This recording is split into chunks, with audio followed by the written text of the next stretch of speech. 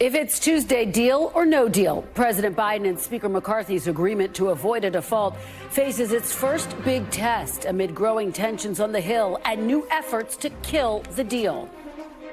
Plus, Ron DeSantis kicks off his presidential campaign in Iowa as he looks to recover from last week's rocky rollout and gain ground on the Republican frontrunner, Donald Trump. And the war in Ukraine comes home to Russia. Everything we know and don't know about the rare strike on Moscow that is being criticized by the White House and has Kyiv bracing for potential fallout.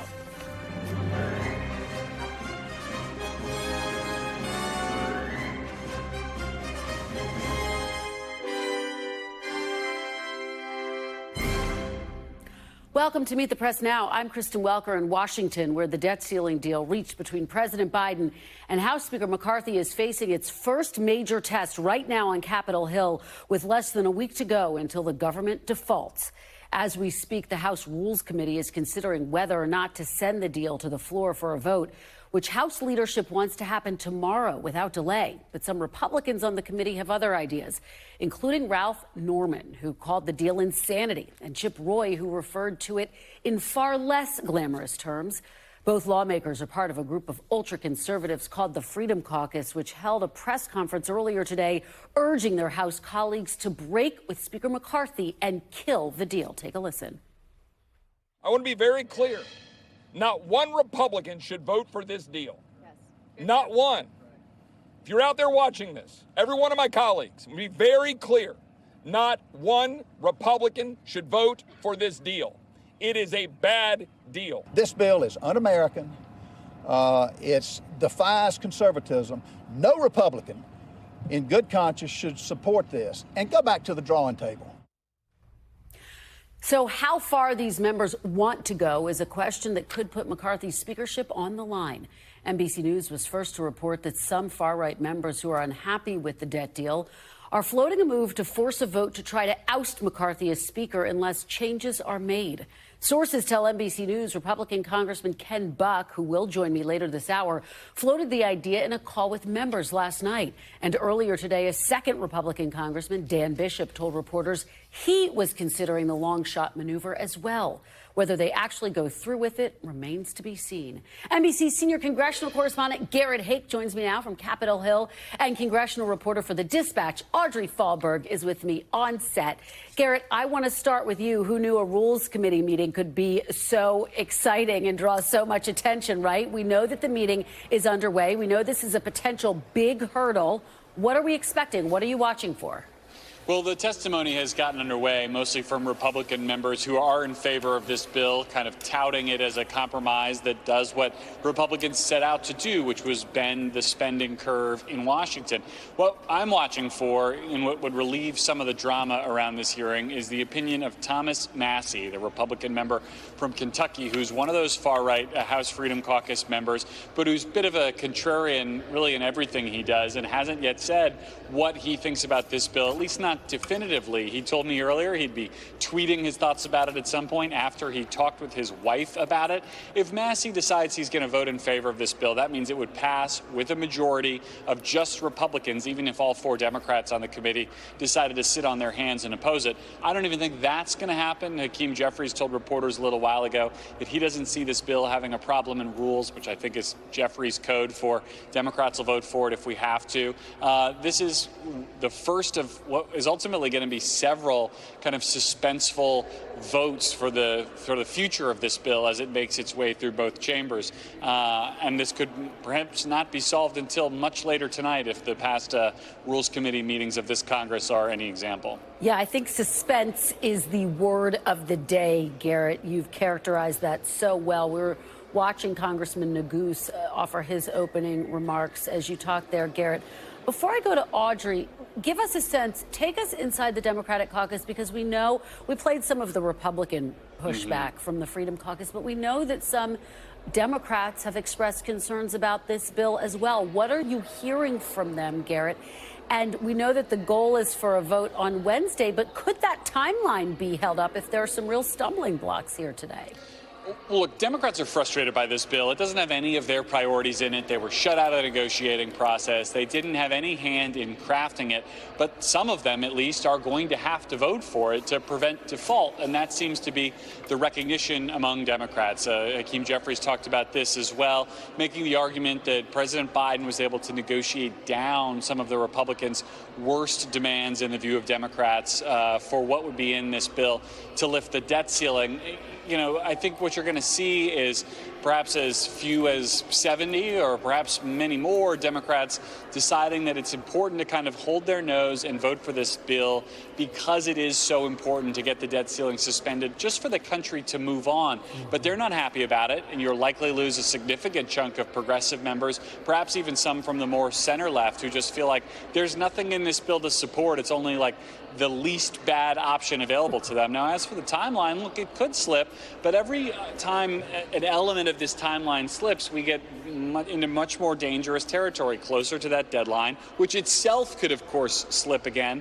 But with the Senate up next and all of their procedural morass that a bill can get stuck in, House members don't want to screw around with this. They want to get this hot potato out of their hands and over to the other chamber as quickly as they reasonably can.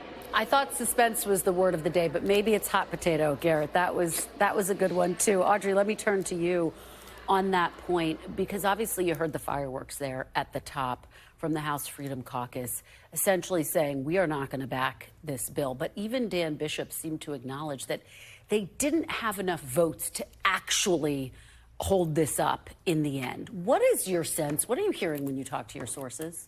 I think that that's exactly right. You know, even though there is this opposition from a lot of members of the House Freedom Caucus, it's important to remember that, you know, a lot of them just weren't going to get on board with this in the first place. So I think it's really important to look back to where this conversation began several months ago. Shortly after McCarthy clinched that speaker's gavel, he made clear he wanted to negotiate with President Biden. Biden said he wouldn't come to the table, wanted that clean debt ceiling increase. Look where we are now. It's nearly June. Of course, the default deadline is coming up, but McCarthy can say, you know, look, we're clawing back some of that pandemic relief funding. We're freezing spending for the next 2 years, and we're imposing stricter work requirements for food aid programs. So I think that from that perspective, McCarthy's really touting this as a win for Republicans. Yeah, I mean, you're absolutely right to highlight that point, because as you say, Audrey, in the beginning of this, President Biden said he's not going to negotiate over the debt limit. He's still saying, look, I never negotiated over the debt limit. This was over the budget. But bottom line, these negotiations were taking place at a parallel moment and in a parallel way. What is your sense that these Freedom Caucus members really want to extract in this moment? And how seriously should we be taking this discussion about a potential motion to vacate? Do you think that's real, or is that members of Congress really playing to their base? I think that it's probably the latter. I mean, remember, they're working on these incentives where they have to get reelected, right? And I think that you're hearing some of this bravado from a couple of members. Dan Bishop, as you mentioned, Chip Roy kind of floated that idea as well. But, you know, they'd have to get other members. Of course, one member can bring that motion to the floor, but then you'd have to get a simple majority of people actually approving that measure. So I think that that's probably more bravado at this point. But I think, look, you know, McCarthy knows that he doesn't need every single Republican to get this across the finish line. He's got some Democrats who are going to vote for it as well. So I think from that perspective, he knew, you know, we tried our best, and we really did bring, from their perspective, Biden to the negotiating table. I mean, he got this deal. You know, it remains to be seen what happens in the Rules Committee right now. But he got this deal at this point without a Republican Senate and with a very, very narrow House Republican majority. So I think that he's touting this as a victory at this point. Yeah, it's a really good point. Garrett, let me go back to you and get you to weigh in here, because McCarthy has signaled he's not concerned about all of this talk about a potential motion to vacate. Look, this is going to hang over his entire speakership. What are you hearing from your sources on the Hill about this? And is this deal basically in the clear if this passes the Rules Committee today? I think the deal is in the clear if it gets through the Rules Committee in terms of getting through the full House. I don't think the numbers are there to stop this deal. As for McCarthy, I mean, look, we'll see. There are some conservatives who are really, really frustrated by this turn of events, not the least of whom is Chip Roy, who I'd been kind of impressed by the way that McCarthy had almost co-opted him as somebody who had been a critic, who had become an ally in recent weeks, and it seemed to be really on board. If conservatives truly feel like this is a betrayal, we could see the knives come out for McCarthy, but the same problem will exist in that scenario as existed through all 15 rounds of the speakership vote the first time. If not Kevin McCarthy, who? And the idea that House conservatives would take him down without some other agreed-upon replacement in the wings, I think just throws the caucus into further chaos, and that's not something that even McCarthy skeptics in the party want to see. Yeah, I think you're absolutely right about that. All right, well, it is a busy and big day on Capitol Hill. Garrett Haake, Audrey Fahlberg, thank you both so much for joining me. And joining me now is Michigan Democratic Congresswoman Debbie Dingell. Congresswoman Dingell, thank you so much for joining me on a very busy day there on Capitol Hill. It's nice to be with you, and I love Meet the Press. Oh, thank you. Well, it is so nice to have you, and we appreciate that very much. I want to take your temperature on where you stand right now as it relates to this deal. You have said just yesterday you felt like you were being held hostage over this deal. It includes provisions you would never support if the debt ceiling weren't at stake here. Let me ask you big picture. Have you decided yet, Congresswoman? Are you a yes or a no? I'm still undecided. And those words are exactly how I still feel. We are being held hostage. We have been told that we could default on the debt ceiling by this weekend. We can't let that happen. The people that would be impacted by seniors, by veterans, by our children, people who need our help is real. And the recession that could come, the depression that could come, that's real. And I know I feel that responsibility. But I'm very angry that we should not be playing politics with this. I hope after this we get a process so we're never here again. And there are real things in these bills that aren't part of even budget negotiations, but things like permitting reform, which quite frankly for me, the more I read it, everybody focuses on transmission not being in there and Senator Manchin's project. I'm concerned language in there could gut the very heart of NEPA. I know it needs to be modernized. My husband wrote it 50 years ago, and it's the Magna Carta of environmental law, and it is seriously impacted. So I hear your chief concerns with this. Let me ask you, though, because if you are a no vote, if there are enough no votes, the country potentially risks default. Would you be willing, and I know you're not decided yet, but would you be willing to vote no if ultimately you cannot get to yes, even if it means default, Congresswoman? I'm going to say this to you point blank. We cannot default. I have been very clear about that from the beginning, and I know that. But quite frankly, you know, first of all, we shouldn't be talking about this bill about who wins, Republicans or Democrats. We're doing this for the American people. Compromise is not a dirty word. But, you know, one of my colleagues who's a good friend, Dusty Johnson, said there's nothing in here that Democrats got or would like. First of all, that's not how we should be negotiating. But I also believe that Republicans have got to get a very strong showing on their side before Democrats show their side. I know we can't default. I've been very clear about that for months, and that's a very serious responsibility. But what's my responsibility about protecting our environment, too? Yeah, well, and I guess the question there is, what will it take for you to get to yes? President Biden has said to skeptical Democrats, call me. Have you been in touch with the president? Have you been in touch with the White House? I have had multiple conversations. I participated in all the briefings yesterday, asked very pointed and direct questions, including how seniors are going to be impacted by the work requirements, and caregivers who, you know, the definition of dependent is under 6 or totally incapacitated. There are a lot of women between 50 and 54 who've had to leave the workplace because they can't find anybody to caregive. Okay, am I going to get this all fixed this week? No. But am I going to give up on fighting for it? No, because it needs to be addressed. These are real problems. everyday Americans, working men and women, are facing across this country every single day. And Congresswoman, have you spoken to President Biden about this, about your concerns directly? Have you put these concerns to the president, and what has he said to you, if so? I have talked to very senior people at the White House. They know exactly how I feel. And I was very clear yesterday on the various briefings that we were having. And what by the way, nobody can totally reassure me. I mean, in explaining this bill, it's more about what didn't happen. And look, I get it. I'm a seasoned soul, unfortunately. I've watched this happen a lot. But I am going to keep asking questions and demand a plan for how we're going to address consequences that could come from this legislation. And I think that's a role that I have to do for the people of my district right now as well. So it sounds like you will get to yes once you get some type of assurances from the White House, from the president, that your concerns will be addressed in some future legislation.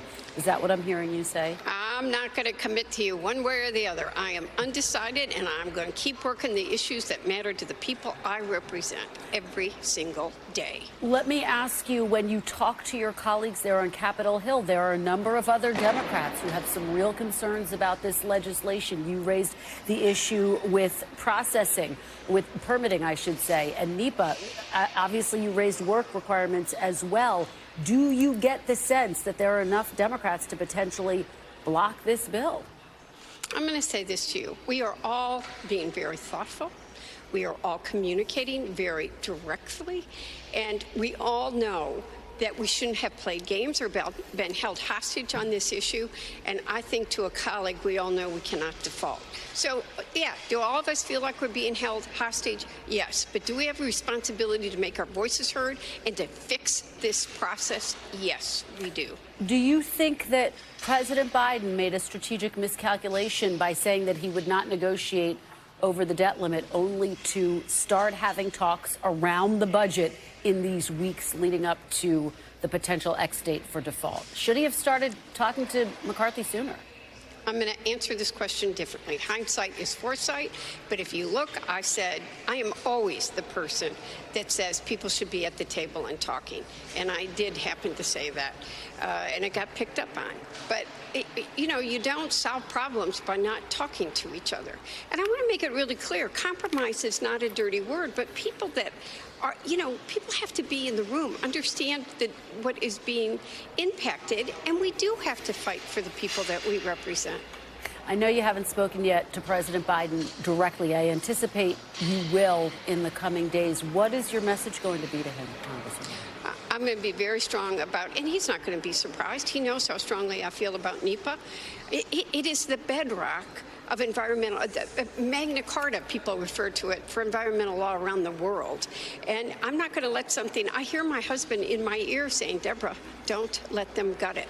And by the way, I do know it needs to be modernized, and everybody knows that I'm always going to advocate. I'm one of the strongest advocates in this Congress for caregivers, seniors, long-term care issues. He won't be surprised. And, you know, I'll tell him what I care about and what we have to fight for going forward.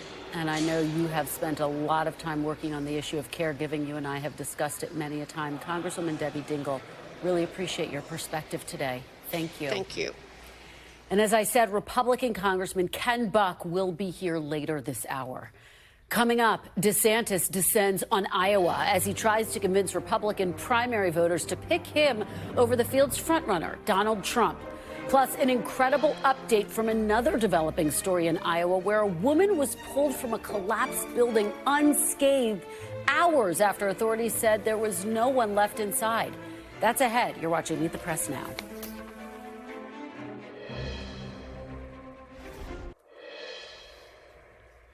Welcome back. Florida Governor Ron DeSantis is moving his presidential campaign off the internet and into Iowa today, kicking off his candidacy with a slate of in-person stops across the state that will hold the GOP's first 2024 contest.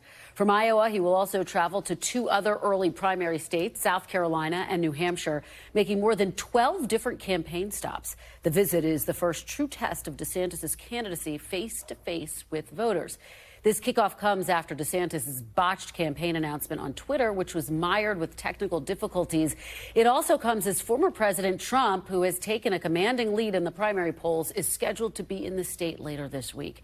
NBC News correspondent Gabe Gutierrez is in Des Moines, Iowa, ahead of DeSantis' event tonight. So, Gabe, how is the campaign approaching Iowa after last week's botched campaign rollout, where there were a bunch of glitches on his Twitter announcement? Well, hi there, Kristen. Good afternoon. The campaign obviously doesn't see it that way. They are still trying to spin it as that this was a campaign rollout that, quote, broke the internet. But here in Iowa, the campaign is planning to court evangelical voters because as they see it, they see this as a key constituency that Governor DeSantis is poised to do very well with. They have internal polling suggesting that some 67% of GOP primary voters here in Iowa have an unfavorable view, for example, of Disney. And of course, Kristen, that is an ongoing feud between Governor DeSantis and Disney, a company that the governor and his team see as a, quote, woke corporation. And those are some of the culture war issues that they really plan to hammer home as he visits Iowa tonight for the first time as an official presidential candidate, Kristen. And Gabe, he's going to be visiting a mega church. He's going to be talking to pastors. Talk a little bit about why he's, following up on the points that you're making, why that constituency he believes is so important. Well, certainly, Kristen. As you know, the evangelical vote here in Iowa is critical. The Republican primary is really based on that, according to several people that I've talked to just this afternoon. And we spoke with one of the pastors that Governor DeSantis and his wife will be speaking with later tonight at this church in suburban Des Moines. And they plan to speak with a group of pastors as well as evangelical voters in this church behind me. Take a listen to part of my conversation with that pastor who will be speaking with Governor DeSantis and why he thinks it is so important, that these culture war issues are just so important. Take a listen, Kristen. DeSantis is framing the issue for evangelicals the right way. We don't see this as, a battle between DeSantis and Disney. It's a battle for children.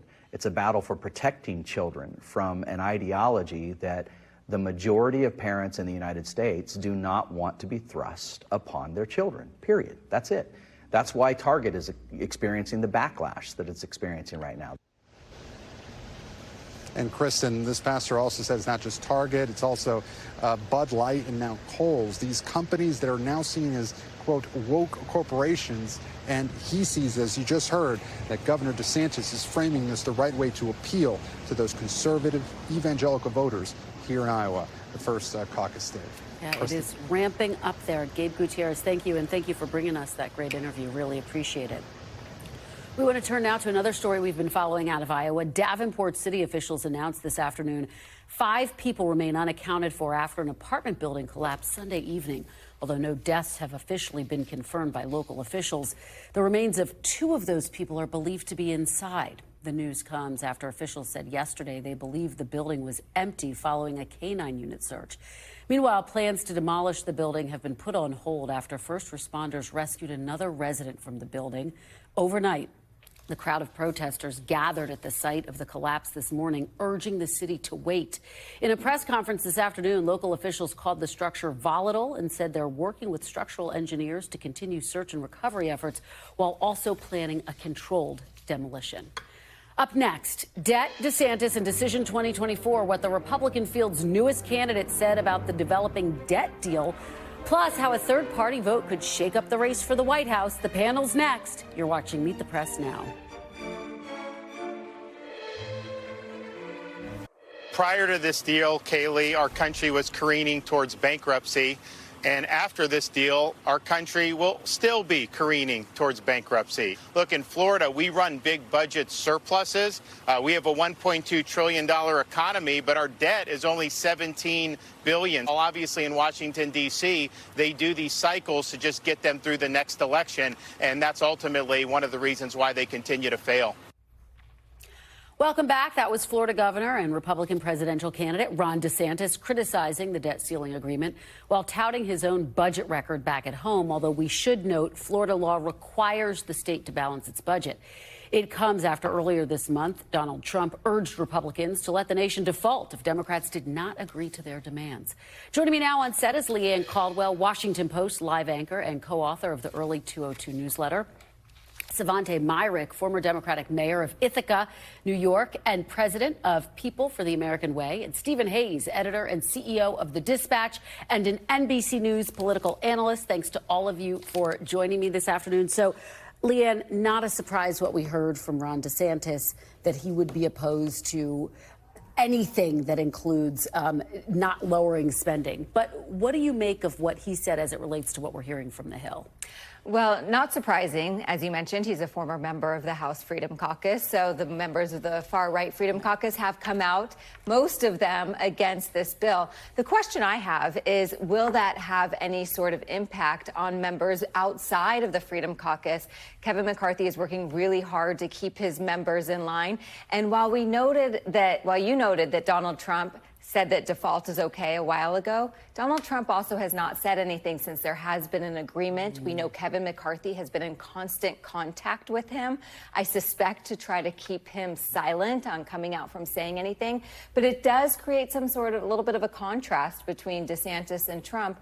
We'll see how it translates on the Hill. I'm not sure if it's going to have too much impact. Stephen, what do you make of what we're hearing from DeSantis, what we're not hearing from Trump? And do you think it will have an impact? Yeah, look, I mean, analytically, Ron DeSantis is right. This is not going to alter the trajectory of our debt. What he didn't say is that even if you passed the Republican-only bill that passed in the House of Representatives, it wouldn't alter the trajectory of our debt because they're not dealing with entitlements, and entitlements are the drivers of our debt. So he's right, but there's an asterisk there. Look, I mean, it's not hard to understand why he's doing what he's doing. You make the play in a primary, Republican primary, where the base of the party is going to be sort of supportive of the most right-leaning position you can have. Yeah. That's what he's doing here. I don't think it's terribly complicated. Savante, let's talk about what we're actually seeing on Capitol Hill. I mean, you have a lot of Democrats who feel like President Biden gave away too much in this deal, in part because he initially said he wasn't going to negotiate over raising the debt ceiling. He ultimately wound up negotiating. He says, look, it was over the budget, not the debt ceiling. But bottom line, taking place at the same time. Yeah, that's true. And I think the timing is what President Biden and the White House are putting their hat on. They say, look, this is the deal we would have gotten later this fall anyway. We just got it earlier, and we a little bit pulled one over on the Republicans, which is typical President Biden, very low-key. You almost underestimate him. You think, does he know what he's doing? And it turns out he's a master congressional negotiator. I will just say the one thing on the DeSantis thing. It's become very, I noticed the date that DeSantis picked for when the budget got out of control. It wasn't when Barack Obama took office. It wasn't when Joe Biden took office. He made a point of saying March 2020, which President Trump was in office then. It's pretty clear that he is trying to stake out a position that Donald Trump is a tax and spend liberal and can't be trusted. It's a bold move. It's pretty good argument. I mean, he added $7.8 trillion to the debt in 4 years. It's a pretty good argument. But you would expect if DeSantis is going to be true to his word, he should be rolling out his entitlement reform program at some point in the near future. I'm not holding my breath for it. I do want to get to 2024 in just a minute, but staying on the debt ceiling for just a moment, Stephen, you basically, to the point that Savante was making, I mean, Kevin McCarthy got the president to negotiate. Should the Freedom Caucus, I mean, yes, they've been very clear they were never really going to support whatever deal was reached, but should they take the win here to some extent? I mean, are they, you know, politically speaking, could it potentially backfire? I mean, look, I think a lot of their power derives from their willingness to always say, this isn't good enough, this isn't good enough. And again, in the context of the modern Republican Party, that works for a lot of base Republican voters. It helps them raise money, helps give them power. I think it helped give them leverage, frankly, in the speaker's race. So from their perspective, they would say, no, of course not. They'll be able to pass it. We're not on the hook for this. It'll work. But we can maintain our position. Liam, based on what you're hearing, do you think this ultimately will pass? I mean, how Americans sitting at home watching this all unfold, should they be worried? I think it will ultimately pass. You know, the first test is right now in the Rules Committee that's happening, if it gets out of that committee. I'm going to get a little wonky here, but one thing that I'm watching is that rule that they pass out of Rules Committee today also has to pass the House floor tomorrow before they do final passage on the bill. And traditionally, Democrats oppose the Republican rule. And so McCarthy is going to have to find the votes to pass that rule. And it's probably not going to come from the members who are going to oppose this legislation. I've started asking Freedom Caucus members, are you going to support the rule to get onto the bill? And they're saying no. So McCarthy's going to have to make another ask of Democrats for Democratic votes. So yet another hurdle for McCarthy coming up. All right, let's talk about 2024. Stephen, what are you expecting from DeSantis? Can he turn around his campaign? He obviously had a very rocky rollout. And if you look at the polls, he's really still trailing Trump. Yeah, look, I'm looking for two things. One, can he right the ship, as it were? I mean, we saw he had pretty good fundraising numbers even after his botched rollout. The DeSantis people who are telling you that they don't really care about the botched rollout, doesn't really matter, that's not true. There's a reason that they put so much time and effort into a good announcement, and that's like the opposite of what you want. But look, he's had a rough couple months. He's had a bad rollout.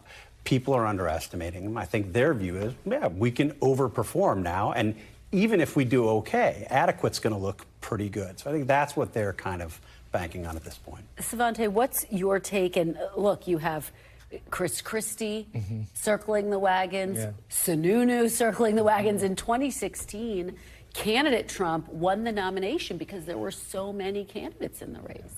Yeah, I think there are still really, truly only two candidates in this race, and it's Ron DeSantis and Donald Trump.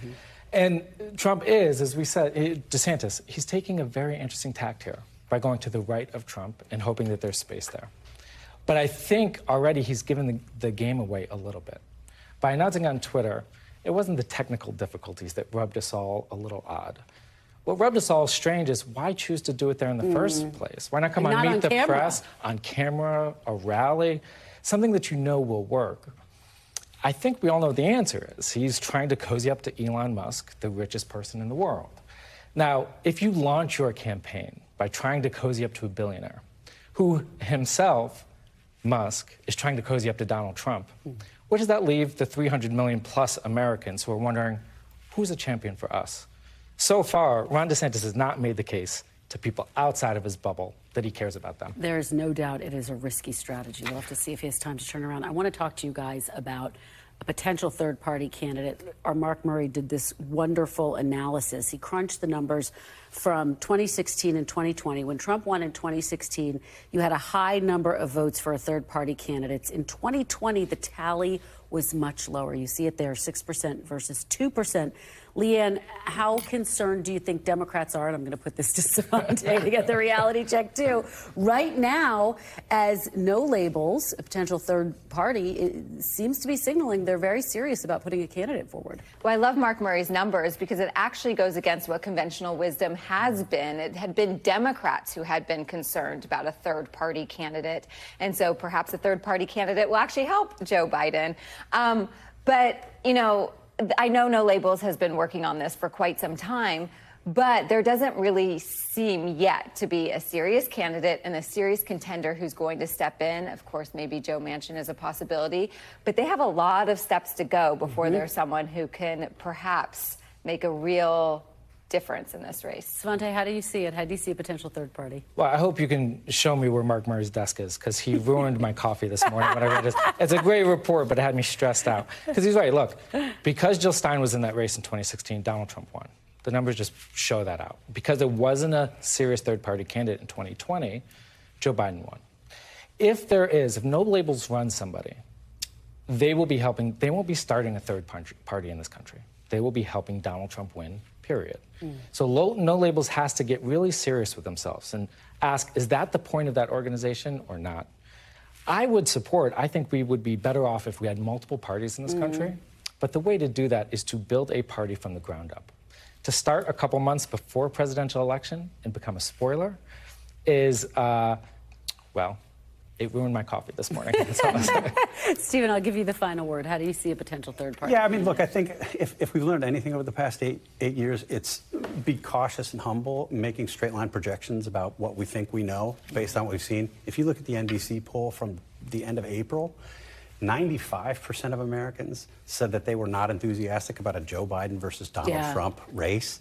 I think this is sort of speaking to them. And there are all sorts of ballot access questions, there's also fundraising questions, a lot of questions before this could become a reality. But I wouldn't be surprised if it's a reality that it's much closer to something like a Ross Perot bid, where people have just had it with what's going on in Washington. All right, we'll have to see. Savante, I will introduce you to Mark right after the show. Thank you all for being here. Great conversation, Leanne, Savante, and Stephen. And after the break, attack on the capitals. Russia says Ukrainian forces are behind a rare strike on a residential area of Moscow as Kyiv suffers another night of airstrikes. We'll have the very latest developments and what they mean for the war. You're watching Meet the Press Now. Stay with us.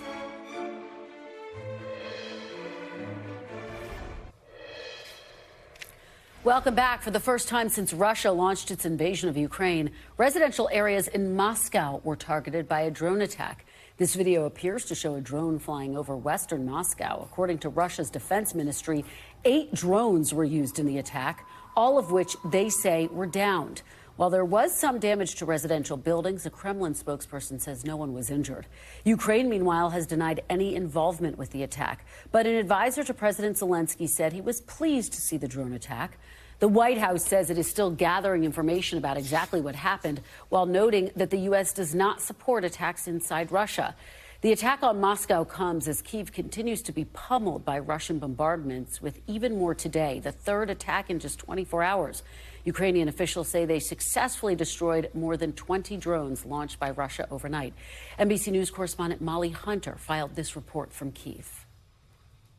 Yeah, Kristen, and part of what U.S. officials are saying, in addition to they are still gathering information and gathering evidence, is part of that State Department and NSC statement also says we have been focused on providing Ukraine with the equipment and training they need to retake their sovereign territory. And that's exactly what we've done. And that really squares when you talk to Ukrainian officials about their goals for the counteroffensive. It is not to start any kind of offensive, they say, across the border with Russia into Russia proper.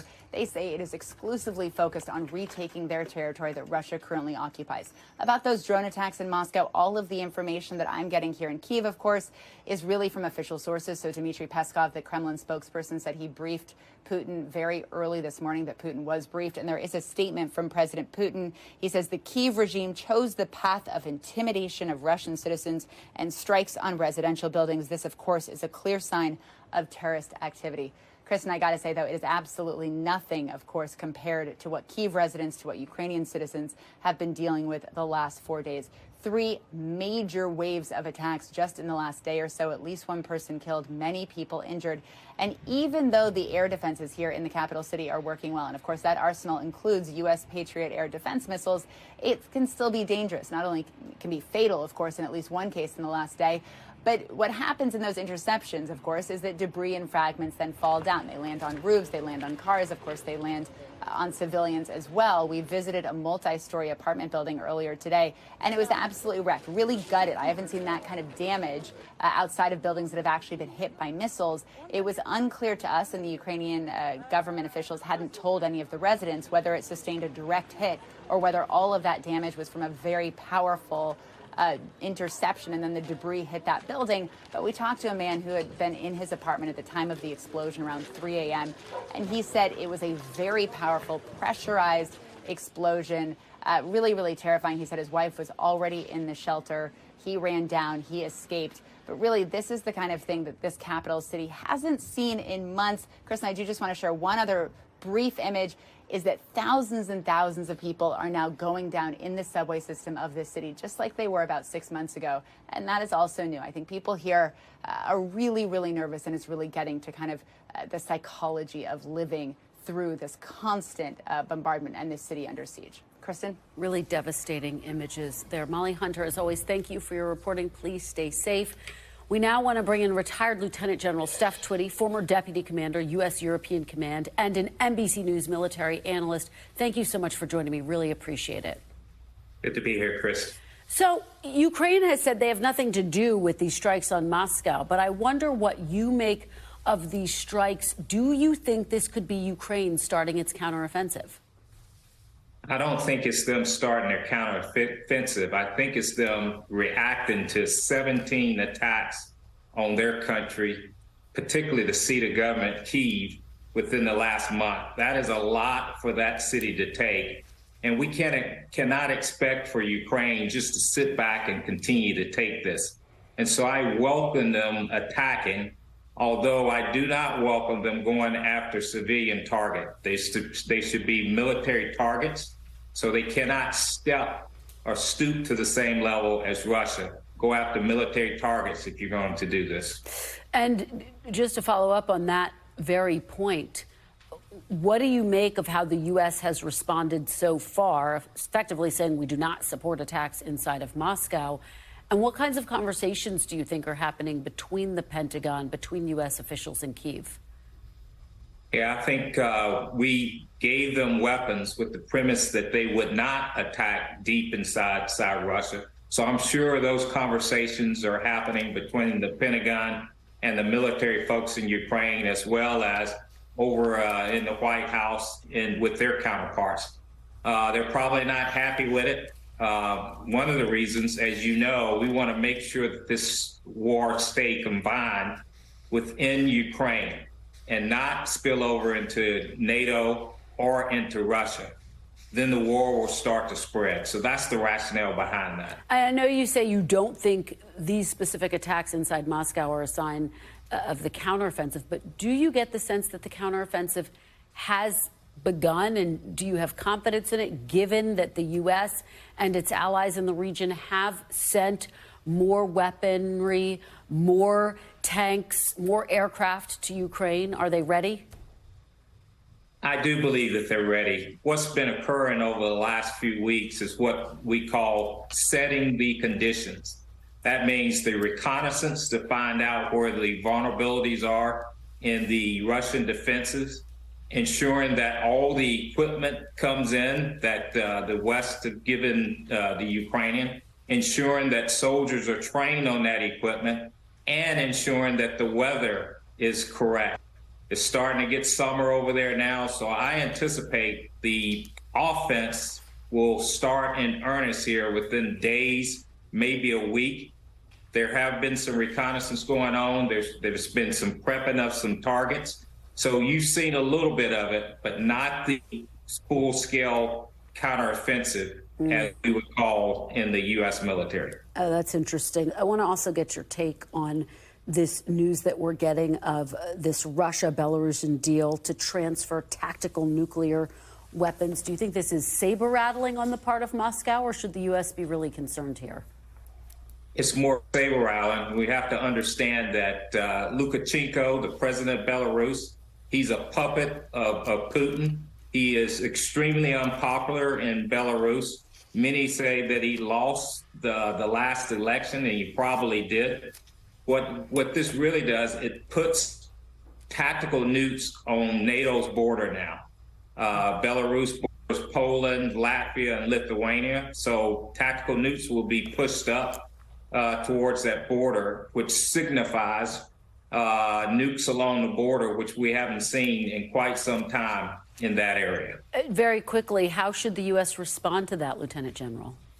Well, I think we have various means of monitoring. And that's what we should do, continue to monitor. And I will tell you, having been the deputy commander of U.S. European Command, they're watching this closely.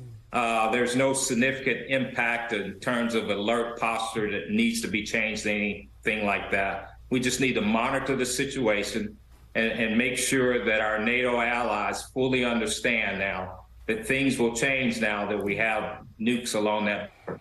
All right. We always appreciate your joining us and learn a lot. Lieutenant General Steph Twitty, really appreciate it. Good to see you.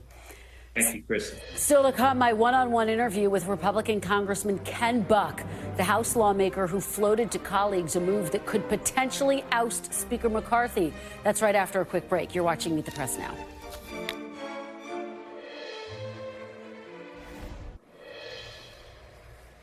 Welcome back. House Speaker Kevin McCarthy is apparently unconcerned that frustrations within his caucus could boil over. In a somewhat chaotic scrum in the Capitol Rotunda earlier today, McCarthy was asked about the potential for a vote of no confidence in his leadership after one Republican House member publicly signaled his support for a vote to vacate or oust the Speaker. Take a look. Mr. Speaker, Bishop is openly saying that he wants to do a motion to vacate if this bill goes. You can't stop him. Let him keep walking. Are you worried at all? No, that's his choice. No, that's his choice, he said there. Joining me now is Colorado Republican Ken Buck, who has said he is a no on the debt limit deal. Congressman, thanks so much for joining me. Really appreciate it. Thank you. So let me just ask you about our reporting. We have reported that on a House Freedom Caucus call last night, you actually floated the idea of using the motion to vacate, which would basically force a vote to remove the speaker. Can you tell us what specifically did you say to your colleagues? Are you calling for a motion to vacate? No, I did not. What I said was that Speaker McCarthy had promised spending limits at the 2022 level. This deal calls for spending limits above the 2022 level. And I was asking my colleagues in the House Freedom Caucus whether they were considering a motion to vacate as a result of a broken promise. Scott Perry, the chairman of the House Freedom Caucus, told me it's premature. Let's get through this battle and decide if we want another battle. So just to be very clear, you did raise the question, is anyone considering a motion to vacate? Yes. Okay. Under what circumstances, Congressman, would you take further action? Well, look, I think that this bill is a horrible bill. We're talking about $4 trillion of additional debt in the next 20 months. That's just unsustainable for this country. Kevin McCarthy has the obligation now to come forward and explain how he is going to do better than this bill, how he is going to improve on the situation. We have 12 appropriations bills coming up in the next 3 months. We can get through those appropriations bills and recover some of this money. But he's got to make sure that he does that. And I think that motion to vacate, he may not be concerned about it because he has a plan on how to recover from this horrible negotiation he's had with President Biden. So just to be clear, between now and next week on June 5th, that date that the Treasury Secretary has identified for potential default, would you take any action toward a motion to vacate?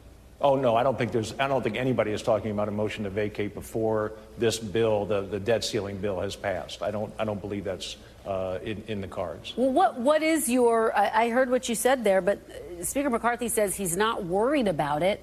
You seem to be suggesting he should be. What's your message to him? Well, my message is that we have to make sure we get to those 2022 spending limits in the appropriations bills and not use the debt ceiling negotiation as the baseline. We can do a lot better than where we are right now. I guess the question is, and we saw this during the votes for the speakership, if not McCarthy, then who? Who would you, if you got to that point of frustration, who would you support instead of Speaker McCarthy? Have you thought through that? Yeah, I have. I think during the speaker vote, no one was stepping forward because they believed Kevin was going to win, number one. And number two, Kevin had earned it because he had done a lot of the campaigning to raise the money to get in the majority. And number three, no one wanted to put their head up and get their head chopped off. I think that dynamic changes drastically if there is another motion to vacate. And I'm not saying there will be, but if there is another motion to vacate, or if there's a motion to vacate, I think that people will be bold and they will make statements about how we need to reduce spending in the federal government. And I think the person that does that is likely going to be the next speaker. Do you have a name in your head? I have a lot of names in my head. I know Can you one give us that's the top name? Who's the top name in your head?